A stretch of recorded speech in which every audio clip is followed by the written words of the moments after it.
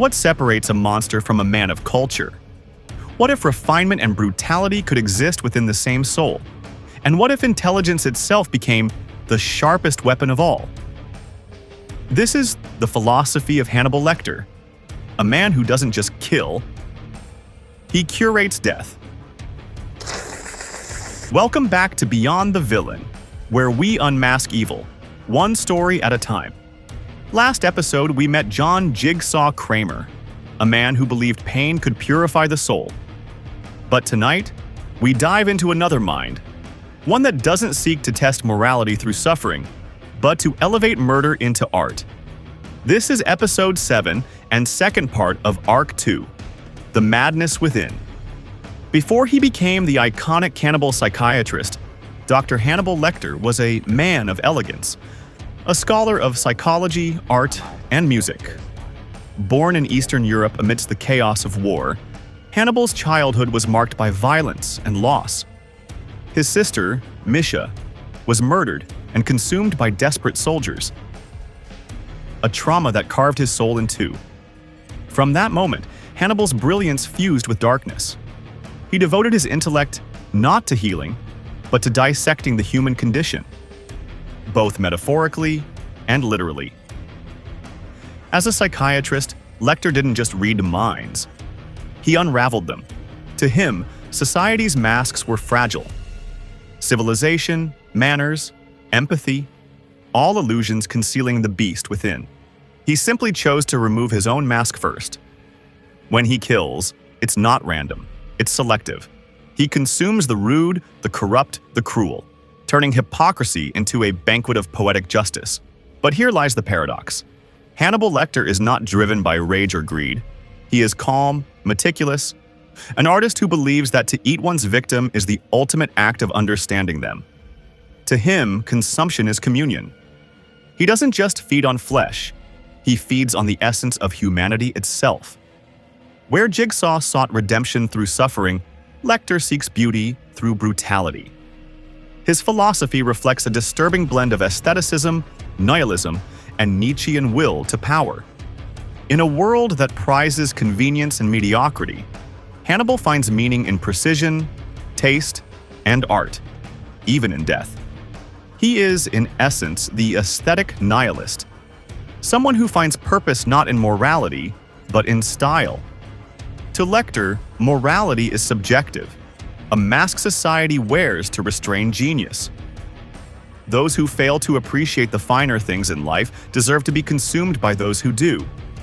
Philosopher Friedrich Nietzsche once warned, "He who fights with monsters should be careful, lest he thereby become a monster." And if you gaze long into an abyss, the abyss also gazes into you. Hannibal embraces the abyss and smiles back. He believes the monster within is not to be feared, but mastered.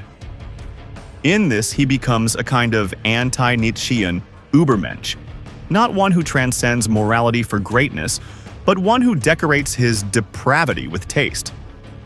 His worldview could be called moral aestheticism, the belief that beauty, not ethics, defines truth. Killing for Hannibal is an act of refinement.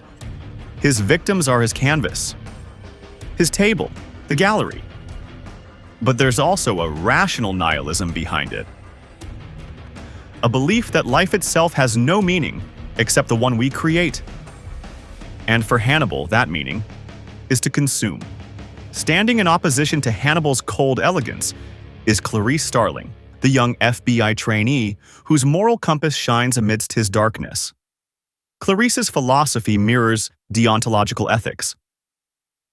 The idea that morality must never be compromised, no matter how refined the justification. To her, murder, even poetic murder, is evil. Yet Hannibal admires her purity. He tells her, "You're very frank, Clarice. I think it would be quite something to know you in private life." He doesn't just test her intelligence, he tests her soul. This dynamic, predator and pursuer, becomes a battle of ideologies, Hannibal's amorality versus Clarice's conscience. He sees her as proof that moral integrity can exist without hypocrisy, but even then he tempts her, dangling the seductive question, what if morality is just fear, dressed as virtue? In a strange way, this mirrors his connection to Jigsaw. Both claim to see through human lies. Jigsaw punishes the ungrateful to make them value life. Hannibal cultivates those who do and devours those who don't. Two sides of the same coin. One believes pain redeems, the other believes beauty justifies. Both, however, play God with human lives. So what can we learn from a man like Hannibal Lecter? At first glance, nothing but horror. But beneath that horror lies a haunting mirror. We live in an age obsessed with aesthetics, perfection, presentation, status. Social media rewards image over integrity. We curate our lives the same way Hannibal curates his table. Polished, beautiful, hollow. In the real world, aesthetic nihilism manifests not in murder, but in apathy.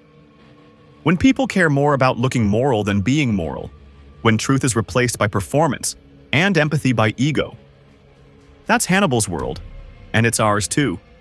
He warns us in his own chilling way. We begin by coveting what we see every day. Desire consumes us, and in our hunger to be someone, we risk devouring ourselves. Philosophically, Hannibal's mind forces us to ask, if morality is just an illusion, then what stops intellect from becoming cruelty? If beauty excuses evil, then where does humanity end and the monster begin?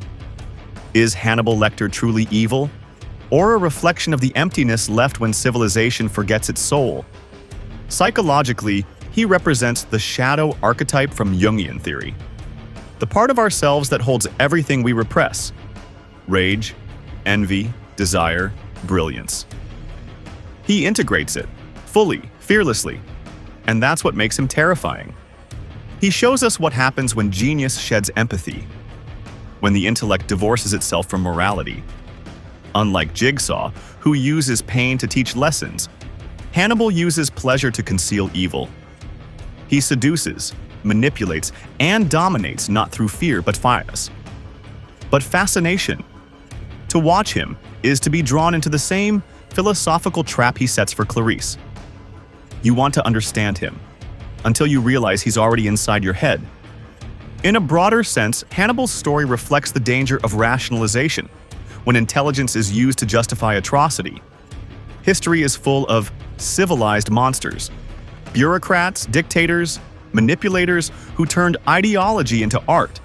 The Holocaust, the Inquisition, the Cold War, all born from intellect without empathy, from order without conscience.